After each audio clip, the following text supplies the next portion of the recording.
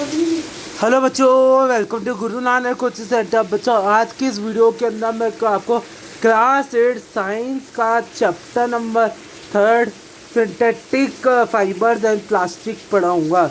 चलो आज की वीडियो को स्टार्ट करते हैं। तो बच्चों, आप क्लास 6 और 7 क्लास के अंदर आप फाइबर टू फैब्रिक पढ़ के आई हो। उसमें आपने पढ़े कि फाइबर से आपके जो क्लोथ्स है वो फैब्रिक क्यों बनते हैं, और जो आपका फैब्रिक होता है वह फाइबर से बनता है। फाइबर आपका यान से बनता है, ये आपको पता है आप, क्योंकि क्लास 6 क्लास या 7 क्लास आप पढ़ के आए हो, तो ये आपको पता है। अब बच्चों, जो फाइबर होता है बच्चों, वो दो तरीका होता है, ये भी आपको पता है। एक तो बच्चों नेचुरल, जो आपका नेचुरल होता है, और एक होता है बच्चों आपका सिंथेटिक। एक होता है बच्चों आपका सिंथेटिक, जिसको हम सिंथेटिक करते हैं। तो ये तो पता ही है बच्चों आपको कि जिसको हम मैनमेड बनाते हैं, तो जो मैनमेड होते हैं उसको सिंथेटिक फाइबर कहते हैं, और जो नेचर से ऑप्टेन होते हैं, जो प्लांट्स एनिमल में, उसे हम कहते हैं नेचर फाइबर। अब इस चैप्टर के अंदर बच्चों आपको ये पढ़ने को मिलेगा कि नेचर और सिंथेटिक फाइबर। नेचर तो आप पढ़ चुके हैं भाई, नेचर से क्या कॉटन है, जूट है और सिल्क है, ये आप पढ़ चुके हैं नेचर से जो आपको मिलता है। अब मैं आपको इस चैप्टर में आप ये पढ़ोगे कि बच्चों जो आपके सिंथेटिक फाइबर होते हैं वो कैसे बनते हैं, क्या होते हैं। इस चैप्टर के अंदर आप यही पढ़ोगे।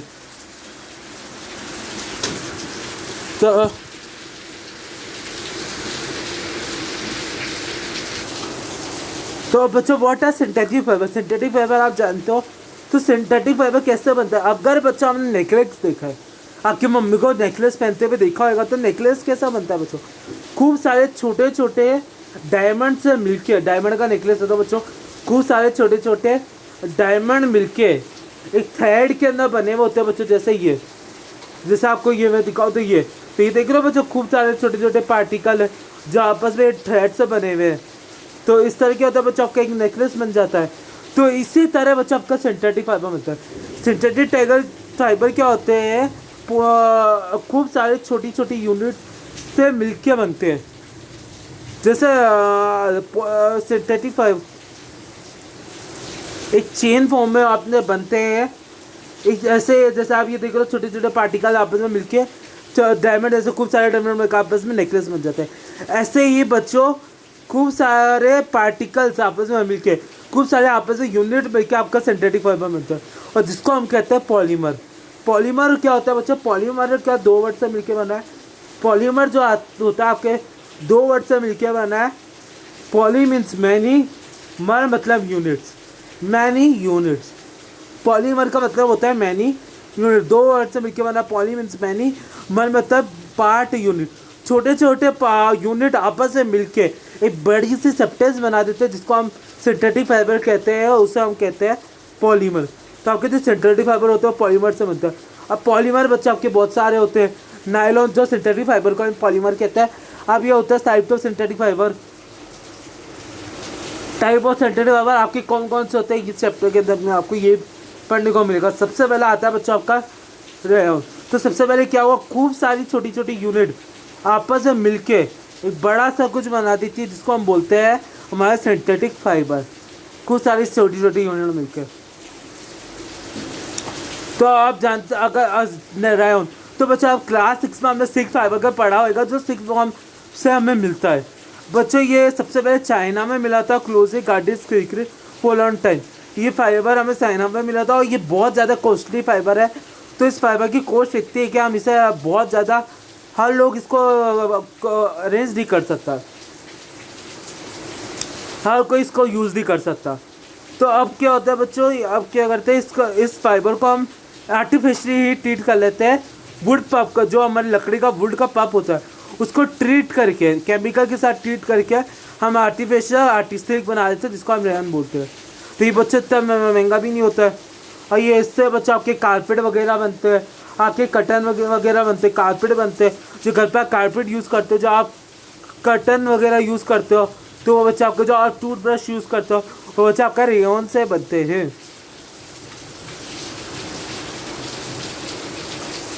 अब अगला बच्चा आपका दोस्तों, सॉरी बच्चों, कटन तो आपके अभी मैं बताता हूँ। Nylon, nylon is another man made fibre. तो नायलॉन है बच्चों आपका अनदर मैन मेड फाइबर है। तो नायलॉन कैसे बनता है बच्चों? नायलॉन कोल से, वाटर से और एयर से बनता है। कोल से, वाटर से और एयर से मिलकर बनता है। नायलॉन फाइबर जो होता है बच्चों वो स्ट्रॉन्ग होता है, इलास्टिक होता है, इलास्टिक होती है इसकी प्रॉपर्टी, इलास्टिक होती है। और ये बच्चों लाइट होता है और ये लस्ट्रियस होता है और इजी होता है, मतलब इसको वॉश करना बहुत आसान होता है। नायलॉन से बच्चों आपकी क्या क्या बनते हैं? नायलॉन से बच्चों आपकी सॉक्स बनते हैं, रोप बनते हैं। नायलॉन से बच्चों आपके सॉक बनते हैं, सॉक्स बनते हैं बच्चों। आप जो सॉक्स बनते हैं वो नायलॉन के बनते हैं। टैंड्स बनते हैं, टूथब्रश बनते हैं, सीट बीट्स बनते हैं, सीट बेल्ट बनते हैं बच्चों आपके नायलॉन से। स्लीपिंग बैग बनता है आपके नायलॉन से। और कटन वगैरह आपके नायलॉन। कटन बच्चों आपके रायन से नहीं बनता है, रायन से आपके केवल आपके कारपेट वगैरह बनते हैं। मेकिंग कारपेट जो आपकी बेडशीट होती है, आपका वूल बनता है जो आपके कारपेट से बनता है, ये बनता है आपके रेयन से। रेयन से बच्चों आपके क्या क्या बनता है? जो आपके रेयन से आपकी बेडशीट बनती है, जो आपके मिक्स वूल बनते हैं, जो आपके मिक्स कलर के वूल होते हैं, और जो आपके कारपेट वगैरह बेडशीट कारपेट ही आपके रेयन से बनते हैं। और बच्चों आपके नायलॉन से क्या बनते हैं? नायलॉन से आपके आर्टिफिशियल, नायलॉन से आपके आर्टिफिशियल रोप बनते हैं, टेंट्स बनते हैं, टूथब्रश बनते हैं, सीट्स बनते हैं, बेल्ट बनते हैं, स्लीपिंग बैग्स बनते हैं, कर्टेन्स बनते हैं। ये आपके नायलॉन से बनते हैं बच्चों। नायलॉन से बच्चों आपके मेकिंग पैराशूट भी बनते हैं, रोप फॉर क्लोक क्लाइंबिंग, आपकी रोप भी बनती है क्लोक क्लाइंबिंग के लिए। नायलॉन थ्रेड एक एक्चुअली स्ट्रॉन्ग है, जो आपकी नायलॉन की स्ट्रॉन्ग होती है वो आपकी strong than steel wire, steel wire जैसी स्ट्रॉन्ग होती है। अब अगला आपका सिंथेटिक फाइबर आता है पॉलिएस्टर और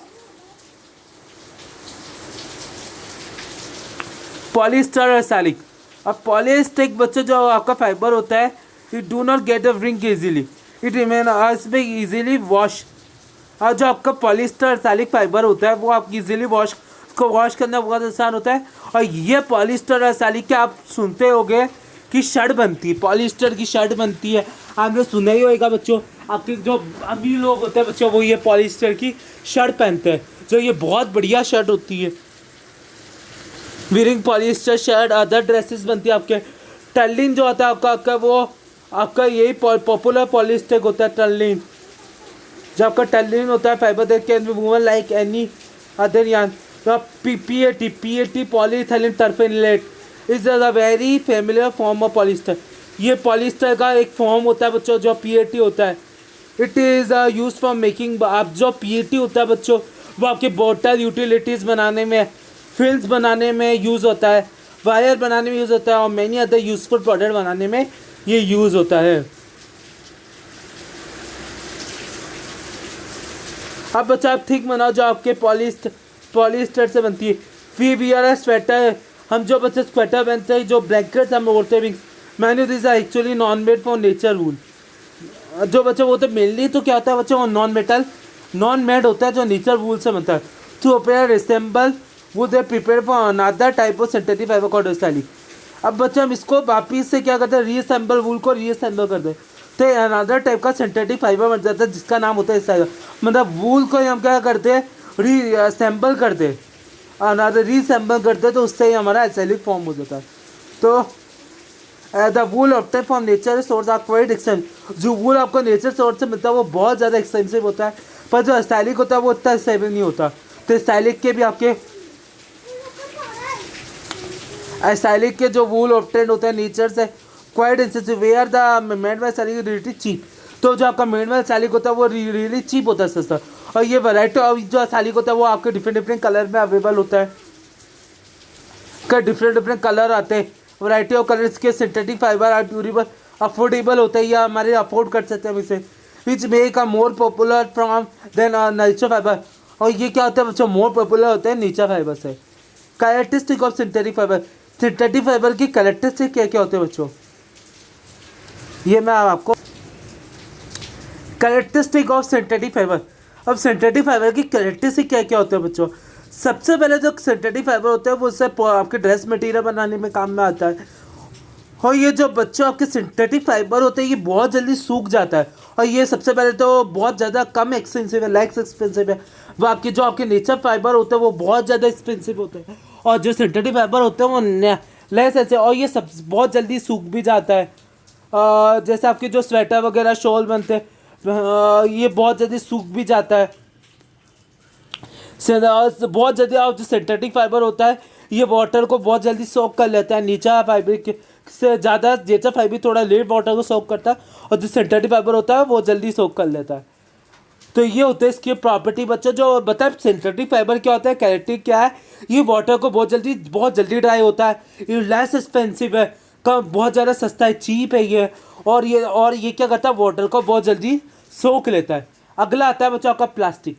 प्लास्टिक आप बच्चों जानते हो क्योंकि प्लास्टिक हमारे डेली टू डेली लाइफ में काम आता है। तो प्लास्टिक, आप जैसे ही प्लास्टिक बोतल के ऊपर आप गर्म पानी डालोगे तो वो क्या हो जाएगा, उसका शेप है वो डी शेप हो जाएगा और वो बैंड हो जाएगा, फिर उसको आप कोई सा भी शेप दे सकते हो। तो इस तरह के प्लास्टिक को हम बोलते हैं थर्मल प्लास्टिक। इसके एग्जाम्पल है बच्चों पॉलीथीन, पॉलीविनाइल क्लोराइड, सब एग्जाम्पल है थर्मल प्लास्टिक। और ये जो थर्मल प्लास्टिक होते हैं ये मैंने टॉयज़ बनाने में आपके काम आते हैं, कोन्स बनाने में काम आते हैं, वेरियस टाइप ऑफ कंटेनर बनाने में आपके काम आते हैं। जो प्लास्टिक का आपके कंटेनर बनते हैं वो थर्मो प्लास्टिक के ही बनते हैं। और अनदर हैंड में बात करें जो हीट करने पर वो मोल्ड हो जाते हैं, मतलब पिघल जाते हैं और सॉर्ट होते थे। और इसके एग्जांपल है बच्चों बेकेलाइट और मेलामाइन। और बेकेलाइट और जो मेलामाइन होते हैं, बेकेलाइट होते हैं वो पूरा कंडक्टर होते हैं हीट के और इलेक्ट्रिसिटी के, मतलब ये हीट और ये आपका इलेक्ट्रिक के स्विच बनाने में, वेरियस यूटिलिटीज़ बनाने में, मेलामाइन वर्सटाइल मटेरियल बनाने में, आपके जो वेरिस्टाइल मटेरियल होते हैं ये आपके बनाने में काम आते हैं। जो आपके जो बर्तन बनते हैं, बर्तन के पीछे जो आपके प्लास्टिक के हैंडल लगे होते हैं वो बनाने में ये थर्मोसेटिक प्लास्टिक्स आते हैं बच्चों। तो ये इनके यूज़ होते हैं।